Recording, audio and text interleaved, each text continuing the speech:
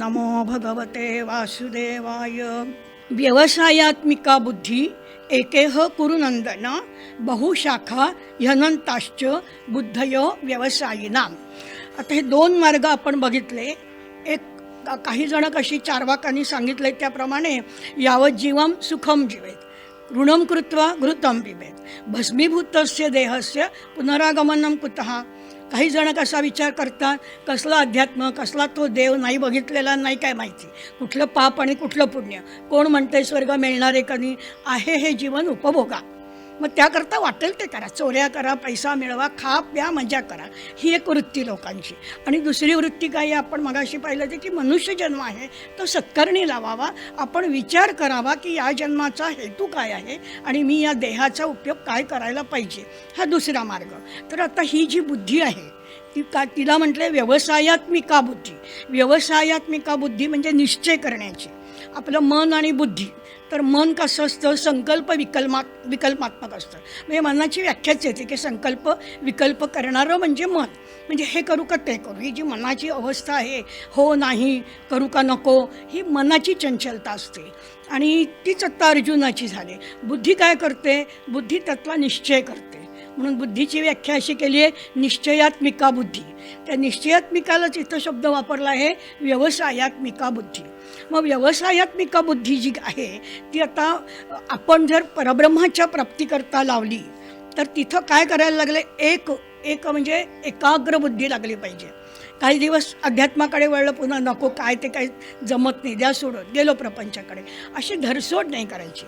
तर व्यवसायात्मिका बुद्धी एक इह म्हणजे या जन्मात इथे कुरुनंदन बहुशाखा ही अनंताश्च बुद्धया अव्यवसायिना.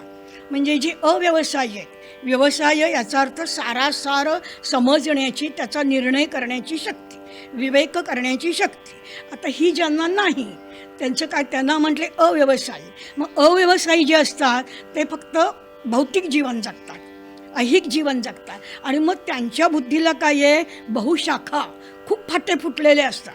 त्याला पुन्हा अनंत शब्द वापरले. बहुशाखाही अनंताश्च, अनंत फाटे फुटलेले असतात.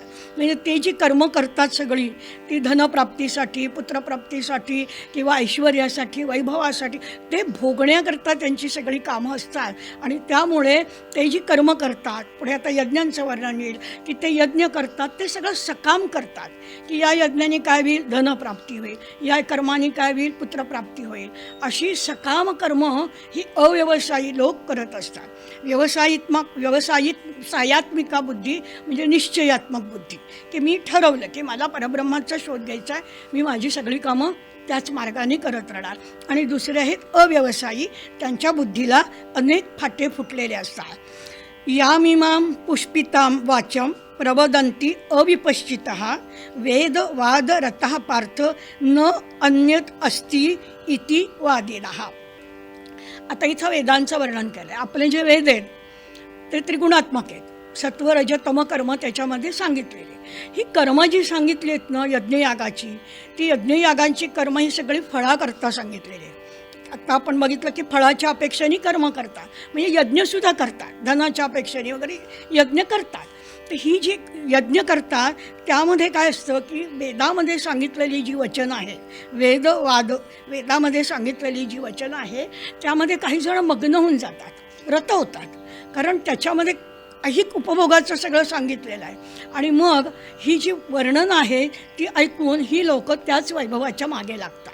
आता जन्ममरणापासून सुटका करून घेणं म्हणजे मोक्षप्राप्ती करणं.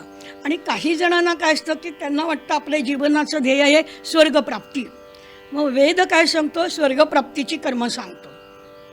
स्वर्गात गेलं की मस्त सुख मिळणार, तिथे वार्धक्य नाही, काही नाही, मस्त अप्सरांचे नृत्य आहेत, गायन चालू आहे, खाण्यापिण्याची काही चिंता नाही, काही नाही, सगळा आनंद आहे, दुःखाचा लवलेशच नाही. अर्थात असं दुःखविहीन जीवन एक कंटाळवाणंच होतं खरं म्हणजे. तर असं ते जीवन त्याचं आकर्षण असतं. आणि म्हणून स्वर्गाच्या फळाच्या अपेक्षेने ही लोक कर्म करतात. पण स्वर्ग केव्हा प्राप्त होतो, आपण पुण्यकर्म केली की मिळतो. पुण्यकर्म केली आपल्याला स्वर्ग मिळाला. पण गीतेतच पुढच्या एका अध्यायात सांगितलं आहे की आपल्या पुण्यकर्मांचा संचय संपला की तिथून पुन्हा खाली यावं लागतं, म्हणजे पुन्हा मृत्यू लोकात यायला लागतं. म्हणजे स्वर्ग मिळवून पुन्हा फायदा काय झाला, तात्पुरतं सुख उपभोगलं जीवानी, पण पुन्हा कर्मात अडकलातच ना तुम्ही, पुन्हा कर्मबंधनात अडकला. म्हणून जीवनाचं ध्येय काय ठरवायचं की मला स्वर्ग नको आहे, मला जन्ममरणापासून मुक्ती पाहिजे, म्हणजे मोक्ष पाहिजे. पण काही लोक कसे असतात की याम इमाम पुष्पिताम वाचम प्रवदंती अविपश्चिता. विपश्चित म्हणजे ज्ञानी लोक आणि अविपश्चित म्हणजे अज्ञानी लोक, मूढ लोक, की त्यांना जीवनाचं खरं ध्येय कळलेलंच नाही, अशा लोकांना अविपश्चित म्हटलं आहे. मग हे असे अविपश्चित प्रवदंती बोलतात, सांगतात. काय सांगतात की वेदवादरतः, वेदामध्ये सांगितलेली जी कर्म आहेत ती ते सांगतात आणि ती लोकांना आवडतात, कारण त्यामुळे त्यांचं इहलोक सुखकारक होणार आहे. मग वेदवादरता पार्थ न अन्यत अस्ति इति वादिनः. ते वादिनः म्हणजे बोलणारे जे लोक आहेत ते कसे बोलतात? पुष्पिताम वाचम. पुष्पित म्हणजे पुष्पशब्दापासून झालेला आहे, फुललेल्या शब्दांनी, म्हणजे अगदी आकर्षक मोहक शब्दांनी ते असं वेदातल्या ऋचांचं वर्णन करतात की ह्याच्याशिवाय दुसरा पर्यायच नाही. हे तुम्ही असं करा की तुम्हाला भोग, ऐश्वर्य, सुख, समृद्धी सगळं मिळेल. आणि सामान्य माणसंही याच्यामध्येच मग्न असतात. तर यामिमाम पुष्पिताम वाचम प्रवदंती अविपश्चिता. अज्ञानी लोक अशी वेदातली वचनं फुलवून फुलवून सांगतात आणि मग वेदातल्या त्या वचनामध्ये रत असलेले, मग्न आसक्त असलेले लोक काय समजतात की न अन्यत अस्ति, याच्याशिवाय दुसरं काही नाहीच आहे, ह्याच मार्गाने आपण जायला पाहिजे म्हणजे सुख ऐश्वर्य मिळणार. कामात्मान स्वर्गपरा जन्म कर्म फलप्रदा क्रिया विशेष बहुला भोगैश्वर्य गतिम प्रति. आता ही वेदाची सांगितलेली यज्ञादी कर्म करणारे कोण आहेत? तर कामात्मान आहेत. आत्मान म्हणजे स्वतः, त्यांना काम आहे, इच्छा आहे. ही जी कर्म केली जातात यज्ञादी ती इच्छेने केली जातात. याचा अर्थ असा नाही की वेदातली यज्ञ करूच नाही आहेत, यज्ञ करावेत. गीतेने पुढे सांगितलं भगवंतानी की यज्ञ करणं वाईट नाही, पण ते कामाने करू नका, आसक्ती कुठल्या इच्छेने करू नका. नुसती परब्रह्माला अर्पण करण्याकरता म्हणून तुम्ही ती कर्म जरूर करा. तर कामात मान, स्वर्गपरा, स्वर्गाची इच्छा असणारे, आणि जन्म कर्म फलप्रदाम क्रिया विशेष बहुला भोग ऐश्वर्य गतिम प्रति. ही जी कर्म आहेत ती कशी आहेत? स्वर्गपरा, स्वर्गप्राप्ती करून देणारी आहेत. आणि जन्म कर्म फलप्रदा, आपल्या जन्मात आपण जी कर्म करू त्याचं फल देणारी आहेत. हे फल प्रदान करतात म्हणजे काय करतात? काही काळ तुम्हाला स्वर्ग देणार आणि आपण आत्ता पाहिलं तसं काही काळाने परत आपण इथंच येणार. तर भोगैश्वर्य गतिम प्रति, ह्या कर्माने काय मिळणार आहे? भोग आणि ऐश्वर्य. तर सामान्य माणसं ज्यांची व्यवसायात्मिका बुद्धी नाही ती अशा अविपश्चिन्न लोकांच्या बोलण्याला भुलतात, कारण त्यांची वाणी मोहक आहे, आकर्षित करणारी आहे आणि स्वर्गाची इच्छा असणारे असे हे लोक अशा या क्रिया विशेष बहुला, वेगवेगळ्या प्रकारच्या क्रिया ह्या भोग आणि ऐश्वर्य प्राप्तीसाठी करत राहतात. भोगैश्वर्य प्रसक्ताना तया अपहृत चेतसा व्यवसायात्मिका बुद्धी समाधौन विधीयते. आता हे लोक जे आहेत, जे ऐश्वर्य भोगाच्या प्राप्तीकरता, स्वर्गप्राप्तीकरता कर्म करतायत, यज्ञयाग करतायत, कामना जी आहे, त्यांची इच्छा जी आहे त्या पूर्तीसाठी वेगवेगळी कर्म करतायत, त्यांना म्हटलंय भोगैश्वर्य प्रसक्त. भोग आणि ऐश्वर्य याच्यात ते आसक्त झाले, बुडून गेलेत अगदी. फक्त तोच विचार त्यांच्या मनामध्ये, एवढाच विचार, मला ऐश्वर्य मिळायला पाहिजे, मला उपभोगायला जीवनात सगळा आनंद मिळायला पाहिजे. मग भोगैश्वर्य प्रसक्ताना तया अपहृत चेतसा, चेतस म्हणजे मन आणि अपहृत म्हणजे हरण केलं आहे. हे जे बोलणारे लोक आहेत ना, अविपश्चित आपण पाहिलं, पुष्पिताम वाचम बोलतायत, फुलवून फुलवून मोहित करतायत, त्यांच्या त्या बोलण्यामुळे ह्या भोग आणि ऐश्वर्याची इच्छा करणाऱ्या लोकांचं चेतस म्हणजे मन अपहृत होतं, त्यांच्याकडे हरण केलं जातं, ते त्यांच्याकडे आसक्त होतात, मोहित होतात. आणि व्यवसायात्मिका बुद्धी समाधौन विधीयते. मग ही जी बुद्धी आपली आहे की जिनी निश्चय करायला पाहिजे, व्यवसाय करायला पाहिजे, म्हणजे निश्चय करायला पाहिजे की माझ्या जीवनाचं सार काय आणि असार काय, अशी त्यांची बुद्धी राहत नाही. आणि त्यामुळे समाधौन विधीयते. समाधी म्हणजे सम अधिक आ अधिक धी, धी म्हणजे बुद्धी, एकाग्र बुद्धी होणं म्हणजे समाधी अवस्था येणं. मग ह्या लोकांच्या बुद्धीला अनंत फाटे फुटलेले आहेत, तर त्यांची बुद्धी एका जागी स्थिर होईलच कशी? मग असे जे भोग आणि ऐश्वर्यात मग्न झालेले लोक आहेत, त्यांची बुद्धी समाधौ न विधीयते, म्हणजे एका जागी स्थिर होऊ शकत नाही. त्रैगुण्य विषया वेदा निस्त्रैगुण्यो भवार्जुन निर्द्वंद्वो नित्यसत्वस्थो निर्योगक्षेम आत्मवान. आता हे अर्जुनाला सांगण्याचं कारण काय, की तू वेदांच्या अभ्यासाकडे जाऊ नकोस, कारण वेद हे त्रिगुणात्मक आहेत. तिथं आत्ता दिलं आहे त्रैगुण्य विषया वेदा. वेद हे त्रिगुणात्मक आहे, म्हणजे सत्व रज आणि तम अशा प्रकारच्या फलप्राप्तीकरता त्याच्यामध्ये ऋचा आहेत. तर तू त्रैगुण्य विषया वेदा आहे, पण तू त्याच्या मागे लागू नकोस. तू कसा हो? निस्त्रैगुण्य, त्रिगुणरहित हो. म्हणजे तुझं कुठलंही कर्म सत्व नको, रज नको आणि तमही नको. फक्त कर्म माझ्या वाट्याला आलंय ते मला करायचं आहे. ते सत्वही नको, रजही नको आणि तमही नको. वाट्याला आलेलं कर्म, धर्मकर्तव्य म्हणून आलेलं कर्म मी करतो आहे, अशा निष्काम भावनेनी तू युद्धाला उभा राहा. तर तू निस्त्रैगुण्य हो, हे तिन्ही गुणांच्या पलीकडे तू जा. आणखीन कसा हो? निर्द्वंद्व. तुझ्या मनात आपण द्वंद्व पाहिली, हार जय किंवा सुख दुःख, लाभ हानी, असा कोणताही विचार युद्ध करताना तू मनामध्ये ठेवू नकोस.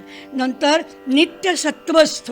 आता वर तर सांगितलंय की तू त्रिगुणारहित हो, निस्त्रैगुण्य हो, म्हणजे तू सत्वरज तमाचं कर्म करू नको. आणि इथं काय म्हटलं? सत्वस्थ हो. स्थ म्हणजे राहणारा, सत्वाच्या जागी राहा. कोकणस्थ म्हणतात, म्हणजे कोकणात राहणारे. देशस्थ म्हणजे स्थ म्हणजे राहणारे. गृहस्थ घरात राहणारा. तर असा स्थ म्हणजे राहणारा अशा अर्थी शब्द आहे. तर तू नित्य सत्वस्थ राहा. मग आता या दोन्हीत भेद दिसतो, की एकदा म्हटलंय सत्वाच्याही पलीकडे जा आणि एकदा म्हटलंय सत्वामध्ये राहा. याचं कारण काय, की सतत आपण जर सात्विक कर्म करत राहिलो तर आपोआप आपण हळूहळू सत्वाच्या पलीकडे जायला लागतो. जसं आपण आधी सगुण रूपात मूर्तींची पूजा करू, कारण आपल्याला समोर काहीतरी लागतं ध्यानधारणे करतो. पण ते करता करता करता काही काळाने आपली मानसिक अवस्था अशी होते की ते जे साधनं आपण ठेवलेले माध्यम ध्यानाकरता ते नसलं तरी आपण ध्यान करू शकतो. म्हणजे आपण सगुणाकडून निर्गुणाकडे जायला लागतो. तसं सतत सत्वाचं आचरण करत राहिलं की मग आपोआप आपण सत्वाच्या पलीकडे जातो. म्हणून नित्य सत्वस्थ राहायला सांगितलं आहे. नुसतं सत्वस्थ म्हटलेलं नाही, तू सतत सत्वाच्या मार्गाने राहा. नंतर निर्योगक्षेम. तर योग आणि क्षेम, योग शब्दाचे अनेक अर्थ आहेत, आपण पाहिले. त्याला जर उपसर्ग लावले तर आणखीनही अर्थ होतात. संयोग आहे, वियोग आहे, प्रयोग आहे, विनियोग आहे, उपयोग आहे, असे अनेक शब्द बनतात. त्याचे अर्थ मग वेगवेगळे बनत जातात. पण इथं योग आणि क्षेम हे दोन शब्द आहेत. असा शब्द अजूनही एकदा येणार आहे. योग म्हणजे मिळवणं आणि क्षेम म्हणजे मिळवलेलं टिकवणं. आता जर अशा प्रकारे आपण कर्म करत राहिलो, कुठली फळाशा नाही, काही मला मिळवायचं नाही आहे, कुठलेही कर्म मी कामनेनी करत नाही, तर माझा योगक्षेम कसा चालणार? माझी उपजीविका चालण्यासाठी मला काहीतरी अपेक्षेने कर्म करायलाच पाहिजे. तर त्याचं उत्तर दिलं इथं. त्यांनी सांगितलं तू योगक्षेमाची चिंताच करू नको, कारण भगवंतांनी पुढे आश्वासन दिलं आहे की तू जर माझ्याच ठिकाणी मन लावलंस आणि सगळी कर्म मलाच अर्पण केलीस तर तुझ्या योगक्षेमाची जबाबदारी माझी आहे. त्यामुळे तू योगक्षेमाची काळजी करू नकोस. तर निस्त्रैगुण्य हो, त्रिगुणरहित हो, निर्द्वंद्व हो, नित्यसत्वस्थ हो आणि निर्योगक्षेम हो. आत्मवान म्हणजे स्वतःला तू असा बनव. या सगळ्या गोष्टी अवघड आहे. द्वंद्वाच्या पलीकडे जाणं सोपं नाही, सत्वस्थ राहणं सोपं नाही, कारण आपल्या प्रत्येकामध्ये सत्व रज तम तिन्ही गुण आहेत. कधी कधी आपण अत्यंत सात्विक असतो, कधी आपल्याला राग येतो म्हणजे आपण रजोगुणी असतो, कधी आळस कंटाळा दैन्य उदासीनता म्हणजे आपण तमोगुणात जातो. फक्त काय असतं की ज्याच्यामध्ये जो गुण वर चढवतो तो आपण त्या गुणाचा मानतो की हा तामसी आहे, हा सात्विक आहे, हा राजस आहे. याचा अर्थ तो पूर्ण सात्विक नसतो. त्याच्यात रजोगुण आहे, तमोगुण आहे, पण एका गुणाचं कुठेतरी त्याच्यामध्ये आधिक्य असू शकतं. तर ह्या सगळ्या गोष्टी अवघड आहे त्या अर्जुनाला व्हायला सांगितलेल्या आहेत. यावान अर्थ उदपाने सर्वतः संप्लुतोदके तावान सर्वेषु वेदेषु ब्राह्मणस्य विजानतः. आता समजा आपल्याकडे पाण्याचा खूप साठा आहे, संपृक्त उदक भरपूर आहे, संपृक्त द्रावण करतो ना आपण, भरपूर पाणी, उदक म्हणजे पाणी, भरपूर पाणी अगदी. तर आपण उदपाणी म्हणजे विहिरीकडे धाव घेऊ का? आपल्या घरात पाणी, आपण कशाला विहिरीचा शोध घेतोय? जर पाणी नसेल तर आपण शोधायला जाऊ, कुठे विहीर आहे का, मला पाणी मिळतंय का. पण आपल्याकडे जर भरपूर पाणी आहे म्हणजे संपृक्त उदक आहे, तर मग त्या उदपानाचा उपयोग काय, म्हणजे उदपानाचा शोध कशासाठी घ्यायचा? त्याप्रमाणे तावान सर्वेषु वेदेषु ब्राह्मणस्य विजानता, तसं तू सगळ्या वेदातलं हे जर ज्ञान जाणलंस तर तू त्या ज्ञानाच्याही म्हणजे तुला ते ज्ञान जाण्याची गरजच लागणार नाही, कारण तू आता परब्रह्माकडे गेलायस. परब्रह्माच्या मार्गाने तू चाललायस म्हणजे जणू काही तू संपूर्ण उदकाच्या मार्गाने चाललायस. मग अशा वेळेला हे फळाची अपेक्षा करून केली जाणारी जी कर्म वेदाची आहेत, ते एवढ्याशा वेदांच्याकडे तू कशाला जाशील? तर त्याच्याकडे जायची तुला गरजच लागणार नाही. जसं संपृक्त उदक असल्यावरती विहिरीची गरज नाही, तसं आत्मज्ञान प्राप्तीच्या मार्गावरती तू जायला लागला की तुला इतका आनंद, इतकं सुख मिळेल की या ऐहिक उपभोगाची तुला गरज लागणार नाही. तुला त्याची गरजच वाटणार नाही की मला हे भोग मिळावेत, हे ऐश्वर मिळावं, कारण तो इतका परमानंद मिळणार आहे की त्याच्यापुढे आनंद अगदी सामान्य आहे. कारण आनंदाचे डोई आनंद तरंग तुकाराम म्हणतात. काय आनंद होता त्यांच्या जीवनात? काहीच नाही, सगळं दुःख, दैन्य, दारिद्र्य पसरलेलं आहे. मग कुठला आनंद होता? तर त्यांचा आनंद आतून उचंबळून येत होता. आनंदाचे डोई आनंद तरंग, त्यामुळे सगळी काया त्यांची आनंदमय होती. त्यांना दुःखाचा लवलेशही नव्हता, कारण ते त्या परब्रह्माच्या आनंदामध्ये सतत मग्न होते. त्यापुढे या आनंदाची त्यांना काहीच किंमत नव्हती. यावान अर्थ उदपाने सर्वत्र संपृक्तोदके तावान सर्वेषु वेदेषु ब्राह्मणस्य विजानता, म्हणजे जाणण्याची तुला काही ते वेद जाणण्याची गरज नाही आहे. आता हा पुढचा श्लोक अत्यंत गाभा म्हणून असा गीतेतला आहे. महत्त्वाचे सिद्धांत सांगितले आहेत. कर्मणी एव अधिकारः ते मा फलेषु कदाचन मा कर्मफल हेतुः भू मा ते संगः तू अकर्मणी. 2 ओळीमध्ये 4 सिद्धांत मांडलेले आहेत. पहिला सिद्धांत काय? कर्मणी एव अधिकारः ते, तुझा अधिकार काय? फक्त कर्म करणं, माझ्या वाट्याला आलेलं कर्म मी करणार. कर्मणी एव अधिकारः ते. आता कर्म म्हटलं की फळ येणारच त्याला जोडून. तुम्ही अपेक्षा करा नाही तर करू नका, कर्म घडलं की फळ आलंच. पण तू मा फलेषु कदाचन, मा या शब्दाचा अर्थ म्हणजे अव्यय आहे, नको, तू फळाची अपेक्षा धरू नकोस. कर्मणी एव अधिकारः ते हा पहिला सिद्धांत सांगितला की तुझा फक्त कर्मावर अधिकार आहे, तू फळाची अपेक्षा करू नको. आता मी कर्म करायचं आणि फळं नाही घ्यायचं, अपेक्षा नाही करायचं, मग कशाला मी कर्म करायचं असा विचार येईल. म्हणून सांगितलंय काय की मा कर्मफल हेतू भू, तू कर्म करतानाच फळाचा हेतू मनात ठेवूच नकोस. म्हणजे काय होईल की तुला फळाचं फळ मिळालं काय आणि न मिळालं काय काही वाटणारच नाही. कारण आपण प्रयत्न करतो आणि अगदी शेवटच्या घटकेला आपल्याला अपयश येतं, काही होत नाही. अगदी आपण म्हणतो की घास तोंडापर्यंत आला पण मिळाला नाही, अशी अवस्था होते. कारण पुढे येईल गीतेमध्ये की कुठल्याही कर्माचा 1/5 भाग हा दैवाधीन आहे, 80% भाग आपला आहे, 20% म्हणजे 100च्या दृष्टीने टक्केवारीत बोललं तर 20% भाग दैवाचा आहे. आणि त्यामुळे तुम्ही कर्म खूप चांगलं केलं तरी त्याचं अपेक्षित पूर्ण फळ तुम्हाला मिळेलच असं नाही. म्हणून तू कर्माच्या फळाचा हेतू मनामध्ये ठेवू नकोस. कोणाला वाटेल कर्मच कशाला करायचं, बसावं ना स्वस्थ, काहीच करणार नाही मी, कर्म करायचं, फळाचा हेतू धरायचा नाही, अपेक्षा करायची नाही, काहीच, कशाला कर्म करायचं. पण एक लक्षात घ्या की आपण कर्म करायचं नाही म्हटलं ना तरी कर्म करतच असतो. आपलं बसलं हे कर्मच आहे, उभं राहणं हे कर्मच आहे. अगदी शारीरिक कर्म काय केलं, मानसिक कर्म चालूच आहेत, मनात विचार चालूच आहे. कारण कर्म 3 प्रकारचे आहेत, काही काय आहेत मानसिक आहेत, शारीरिक आहेत, म्हणजे आपली कर्म चालूच असतात. तर मा संगः तू अकर्मणी, संग म्हणजे जोड, त्याच्याशी जोडलं जाणं. तू म्हणशील मग मी अकर्मणी म्हणजे मी कर्मच करत नाही, तर असं सुद्धा तू करू नकोस. 4 नियम कुठले सांगितले? पहिला कर्मणी एव अधिकारः ते, तुझा फक्त कर्मावर अधिकार आहे. दुसरा काय सांगितला? फळाची अपेक्षा धरू नकोस. तिसरा काय सांगितला? फळाचा हेतूच मनामध्ये धरू नकोस.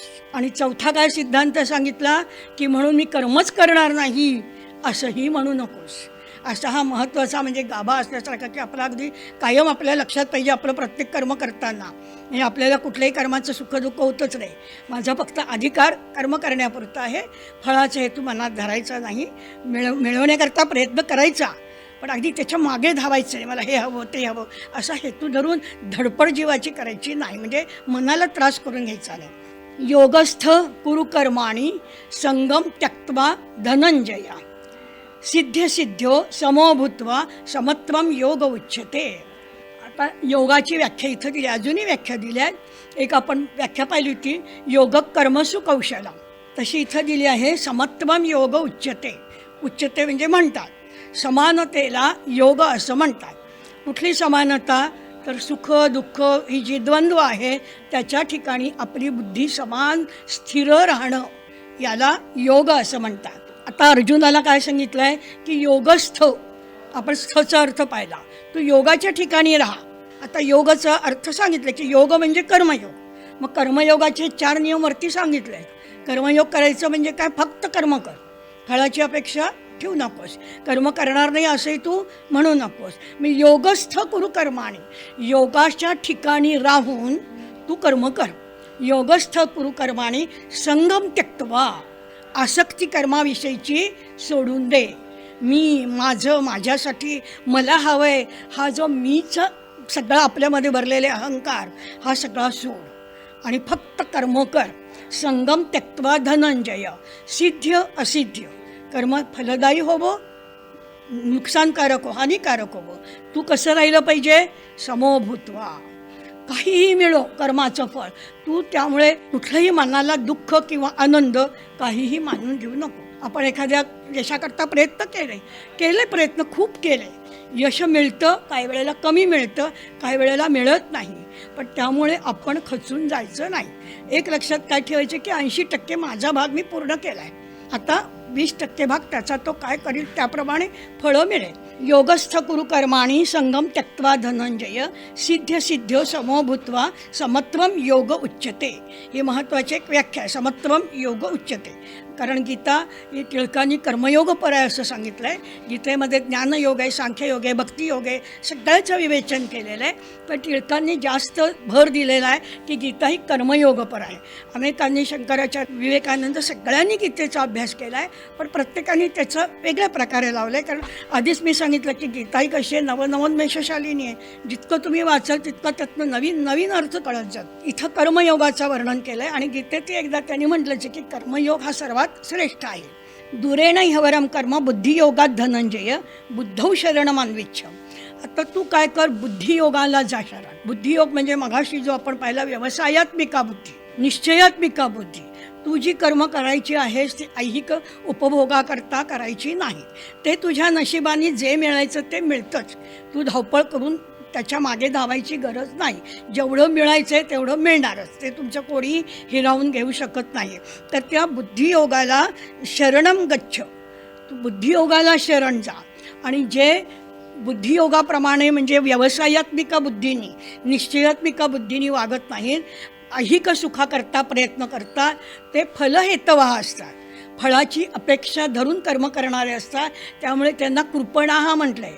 म्हणजे अगदी ते दरिद्री आहेत, दीन आहेत, कारण एवढा मोठा मानवदेह मिळाला आहे आणि त्याचा उपयोग त्यांनी काय केला? फक्त देहाचं सुख उपभोगण्याकरता केला. म्हणून अशी फळाची अपेक्षा करून कर्म करणारे जे आहे त्यांना कृपणाः असं म्हटलेलं आहे. तर तू बुद्धियोगाचा, कर्मयोगाचा आश्रय घेऊन कर्म कर.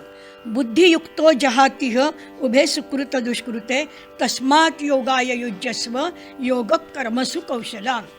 योगाची दुसरी व्याख्या आली, मगाशी आली होती समत्वम योग उच्यते, आता दिली आहे योग कर्मसु कौशला. आता कर्मातलं कौशल्य म्हणजे योग.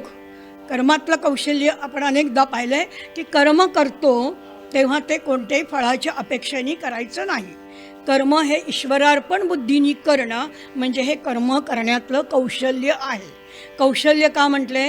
कारण ईश्वरार्पण बुद्धीने केलं की त्याचा लेप आपल्याला लागत नाही, आपल्या संचितात त्या कर्माची भर पडत नाही, पुण्यातही नाही आणि पापातही नाही. अनेक पुण्यकर्मांचा साठा भरपूर झाला तरी तुम्हाला जन्म घ्यावा लागणार आहे ती कर्म उपभोगण्याकरता. त्या जन्मात तुम्हाला कदाचित दुःख नाही येणार, पण परत त्या जन्मात काहीतरी करणार तुम्ही, परत कर्माचा लेप सुरू होणार, परत संचित वाढत जाणार. म्हणून तू काय कर, बुद्धियुक्त जहातीय, जे बुद्धियुक्त असतात, युक्त म्हणजे जोडलेले, बुद्धीला जोडलेले आहे, निश्चयात्मिका बुद्धी, बुद्धीचा गुणधर्म काय आहे, ती निश्चय करते कामाचा. अशा बुद्धीला जे जोडलेले असतात ते सुकृत आणि दुष्कृत दोन्हींनाही जहाती, दोन्हीलाही सोडून देतात. ते असे म्हणत नाही मी सत्कार्य करते किंवा मी दुष्कार्य करते, ते फक्त कार्य करतात. तस्मात योगाय युज्यस्व, म्हणून तूही या योगाला जोडला जा. योग कर्मयोग, ह्या कर्मयोगाला तू जोडला जा. आसक्ती घेऊन वेदात सांगितलेली कर्म, फलप्राप्तीसाठी सांगितलेली कर्म ही करणारे लोक केवळ ऐहिक जीवनाचा विचार करतात. त्यांना त्यांची बुद्धी किंवा कर्म हे कृपण आहे असं म्हटले, म्हणजे अगदी निंद्य आहे, किंवा जन्माला येऊन दरिद्रीपणाने त्यांनी जीवन घालवलं. अशा प्रकारचं कर्म तू करू नको. तुझ्या कर्मात कौशल्य येऊ दे, म्हणजेच तो कर्मयोग तुझा होईल. अशा प्रकारे कर्मयोगाकडे आता अर्जुनाला प्रवृत्त करण्याचा प्रयत्न भगवंताचा चालू आहे. ओम नमो भगवते वासुदेवाय.